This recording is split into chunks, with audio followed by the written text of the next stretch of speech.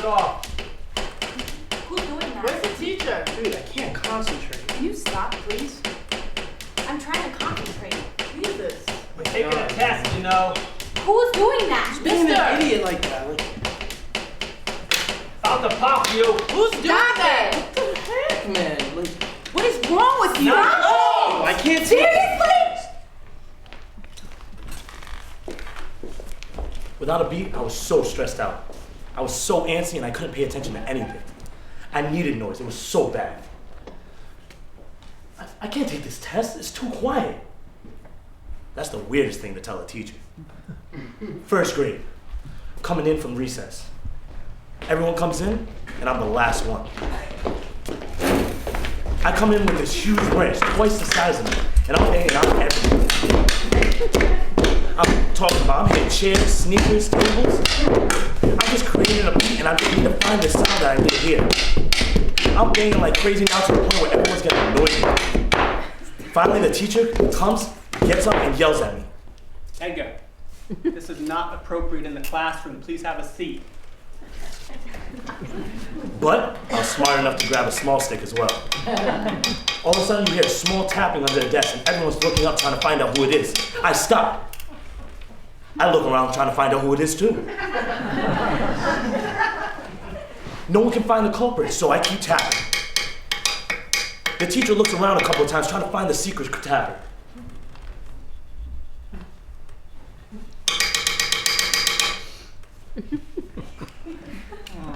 The teacher goes back to the board to do the problem. In the middle of do the problem, he turns around, catches me. I thought it was you, Edgar. Let's go. Principal's office. Third grade. My third grade teacher was very strict and also the vice principal. She loved silence during classes, especially during tests and homework. So she hated sound. And trust me, I was the worst child to have in your class. I would be tapping away with my pens and pencils, creating a beat that I didn't even know what I was doing. I would tap and tap and tap. And she had a 3-strike policy. First strike, she'll yell at me. Edgar! Half an hour later, tapping goes again. Second strike, she warns me. Last warning. I'm tapping and tapping and tapping. Third strike, takes away everything. You've lost your pencil privileges. How can I finish my test without a pencil? So since I didn't have a pen or pencil, I needed to focus on my work. So to focus, I started gently tapping my hand on the table. The teacher noticed right away I was tapping again, but I was doing my work. The teacher thinks that I'm doing wrong, so then she thinks I am purposely trying to defy her and disobey. So Let's this is go. when, Principal's office. again. And then, Mom bought me Math Blaster. This game seriously changed my life because it allowed me to have my beats and math at the same time. It was so much fun that I used to play it all the time. But when I was in school, I didn't have a keyboard, so I kind of had to imagine it. 2 plus 4 equals 6. 10 minus 3 equals 7. 4 plus 5 equals 9.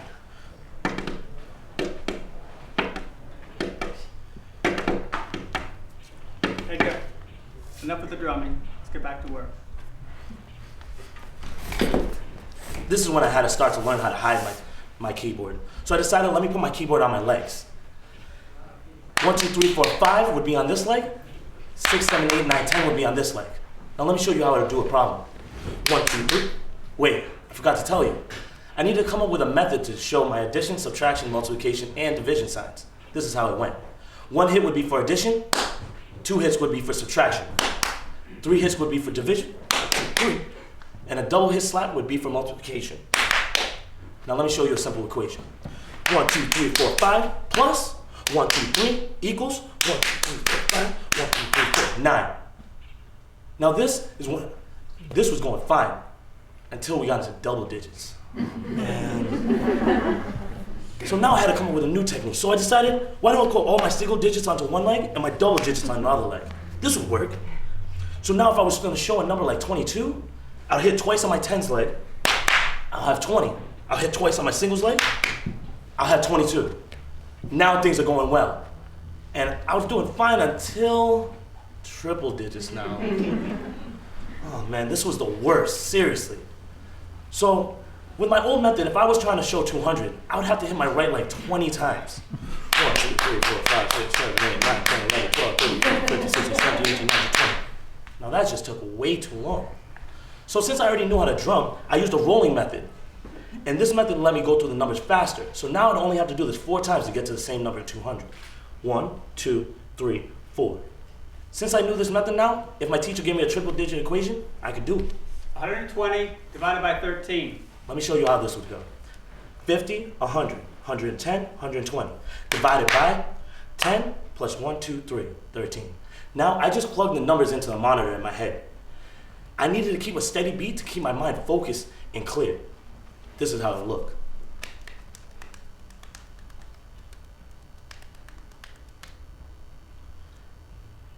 Nine with a remainder of 3. All right, class. 169 divided by 13. Now this method was great and all, and it kept my math scores up. But remember, I had to hide this from everybody.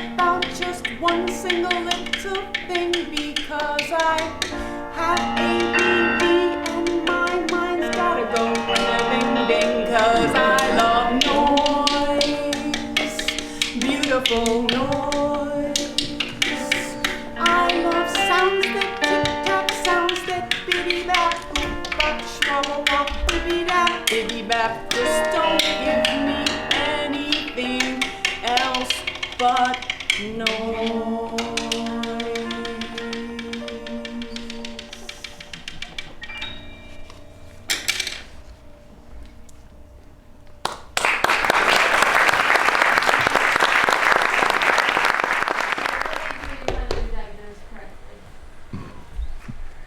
A few days ago. No, seriously. My aunt tried to diagnose me and said I had a temper tantrum, and I kind of convinced her not to take me there. So just recently, actually, Dorothy and Bob took a test with me, and I passed horribly. Like really, no, I'm telling you, we passed. Really, I have a problem. I guess. So at age 21, right? Yep, 21. This is me. Do you play the drums? Huh? Do you play the drums? On my free time, yeah. I always was a tapper, so I just like rhythm. I dance now, so rhythm's kind of my thing. Did you really use that system for doing your math at school? No, I did when I was younger, except like when I got older, obviously math got more complicated, and I got in trouble for not, especially in 9th grade, I got in a lot of trouble for not showing work. And so I kind of got in a feud with that teacher, and I was forced to show work, and after that I kind of just had to follow that system, go with school. So it worked for a while. I was little. Tell him though, they put him in a room. Oh, yeah. The teacher. Ready? I forgot his name. It started with a W, but I was at St. Ray's, and my teacher thought I was cheating because all I had was just answers on my test. So he made me retake a new test. And I was by myself, and he had the principal sit in the room with me while I'm taking it. And I'm taking it. Remind me, this is my free period. Like, come on, man. So I'm going, and I take the test, and then I pass it. And so the principal finally gets the teacher off my back and said, he's my teacher. He's able to control whatever he wants when I'm in class. So he made sure to torture me and take off points whenever I didn't show work. I got a lot of 50% partial points all the time. It was a challenge, it was. Do you feel any different now that you've been diagnosed? I feel weird, because now I feel like, before I thought I was normal, now I have to think I'm not, I guess. I don't know that. When I first found out, I was like trying to figure out ways to like switch my answers to make me seem normal, I guess. Like I was like, no, I'm totally normal. I don't do this. But then you start trust me, those questions make you feel like you do everything on the list. I swear. It was like random things like, are you very impatient? I'm not impatient. I'm very. But the thing is, like, that test like really makes you realize things that you do, like, it's not all your fault. When before, like, I was blaming myself for, like, man, I was just a hyper kid that, like, what the hell? Tell him about the choreography. I mean, Oh, that works. How it works for your music and choreography. Oh, well, obviously when it came to music, I could catch rhythm with, like, ease. Like, I could sit down in class and, like, literally watch someone do choreography and catch on to it like that without even getting up. And I don't know why, but, like, when I hear some music, everyone hears the simple tempo, but for some reason I hear all the extra sounds that people, like, miss out on, and it just helped me so much more with music. I don't know why, but I pay attention to the different stuff that everyone else doesn't pay attention to. So I guess I'm special. I wonder, do you find math that it comes easily to you besides your, the method that you came up with? So when you had to write it down and just focus on it, was it harder? I mean, it was harder, right? But I was always told that I was good at math, yeah. so I just listened to whatever people said. I didn't really care about it myself because it was school. When you're little, you're not paying attention. I'm like, I want to have fun, yay. It seems like you have some kind of extra feeling for it, like because that Math, rhythm thing that you were doing is like. I had fun doing it. I can't lie. It was more fun having a rhythm while you're doing math rather than just doing math. Like if it's like anything, if you make it into a game, like there's people that sing while they do certain things to memorize scripts and memorize like homework and stuff. Like it's all about how it makes you feel make it more fun for yourself to do it. And math was one of those things that I can do it with really easy. So if I had a rhythm, I can learn that quick. Yeah. So yeah. And maybe Dr. Wishick will speak to this when he speaks, but there is a creative side to ADHD where there's a lot of contributions made by people who have it. So it's not strange that he, as he told me, he's got to dance and he's got to have music at all times. So it all leads to all this wonderful flow of creativity. Reading, what's that like? No, wait. I can read, but you know how I can read perfectly fine, except I have a little problem. When I read, before when I read, I used to read paragraphs and kind of like get distracted by other words in other paragraphs, so I'd have to reread what I read because I didn't really retain it, and that sucks, like really bad when you do that. Like it makes the whole process way longer. So like I wasn't really a big fan of reading because I wasn't that good at it.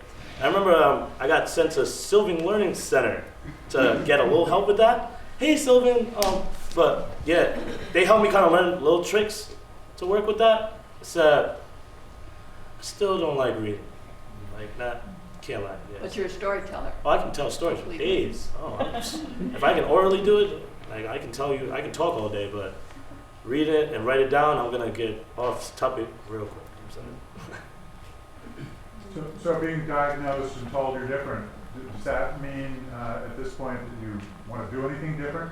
Oh yeah, I actually have to read a book, which is great because I love reading. Like I said, I love that stuff. It's great.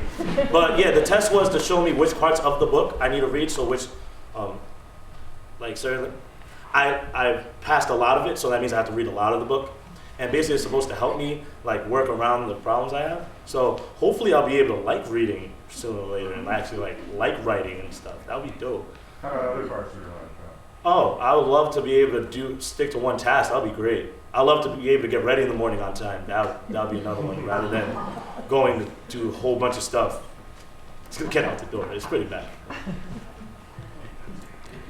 We decided that a lot of our crew here, and we just saw this wonderful movie called ADD and Loving It, and which talked about like Hollywood is ADD city, they say. And so, of course, we decided our Friday Night Live crew that maybe we're guessing that we might all have this wonderful orderly disorder. Yeah. Maybe we should move on right now, and you got one more question? Okay, so What up, Gene? now that you recognize that you have these challenges with reading, have you found ways to deal with it? Because I think it's very important that you recognize this. Well, since I recognize this reading stuff, I'm actually trying to go back to school so I can actually work on this reading stuff. I'm actually trying to take a writing class back in college, woo-woo. And, oh yeah, so I can work on that. But I'm just trying to figure out if this book will have a few tricks for me to learn how to focus more on what I'm reading as well as what I'm writing. Because I'm the type of person, even when I'm writing a paragraph, I jump from subject to subject because I have so many things that's going on in my mind about this one topic. And you know when you're supposed to separate paragraphs? Like you have this introduction, and then you have first topic, third, second topic, third. Well, I put that all in the first paragraph. And no, it is kind of funny, I can't. But like, it's really a problem because teachers don't like that, because then you sound crazy. And like everyone usually does like 1 or 2 drafts, I do like 7. Like it's really bad. So I hope if I get back to choreography just rolls off your the good stuff though, choreography, like rolls off your body. yeah, I can do that with ease. I don't know about the counting part, but I can cough, cough, you already know. If you could say you could lose that choreography or that music part and not have the ADD, would you do that, Joyce, or would you keep yourself? No, absolutely not. No, I'm keeping my dancing. I'm never gonna quit that. I love dancing. Moving is the best thing that ever happened to me. Absolutely. I'm sorry. Like seriously. This gotta be the last one, and then Yeah. we'll move on. The fact that you recognize dancing as being something so important to your life, bottom line is when you read things, make sure you're reading about dancing. See if you know better, because all the stuff you just said is just that you just got diagnosed with something and you've been dealing with it your whole life. It ain't no big deal other than what you're making. So dance, read the way you like to read, and just take off from there. Then you'll be fine. That's Okay. right. All right. Thank you.